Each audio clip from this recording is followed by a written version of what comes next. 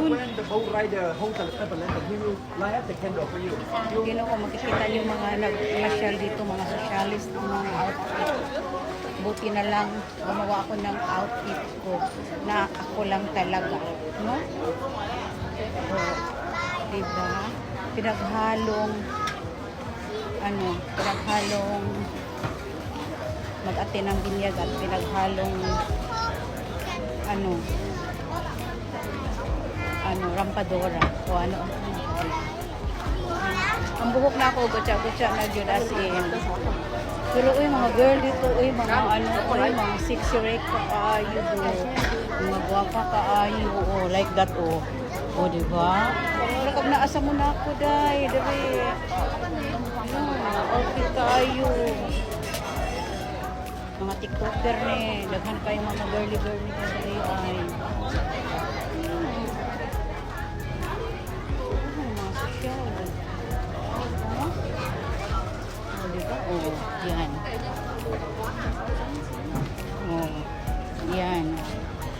Ang gani, guwapa si Ate Red. Ang buhok lagi ni Ate Red, wata panudlay kayo. So, hindi ko kapanudlay kayo kung kamot, sige, gunit ni Daddy.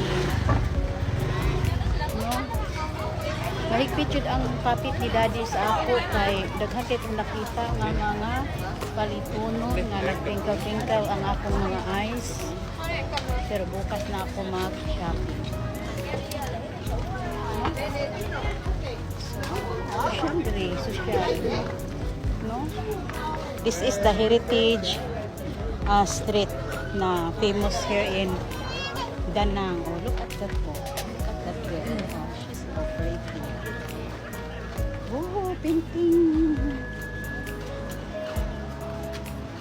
Painting. Uyak man na lang doon ni si Ate Ruth. Kansang niyuti na rin, maguhang kabiro din. Nang ganit na lang si Ate Ruth, kay guwapa ka ayo. Tanaw sila sa outfit.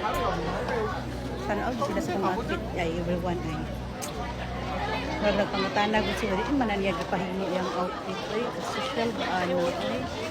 No? Tanaw sila sa outfit ay. But don't mind my hair. No? Hello?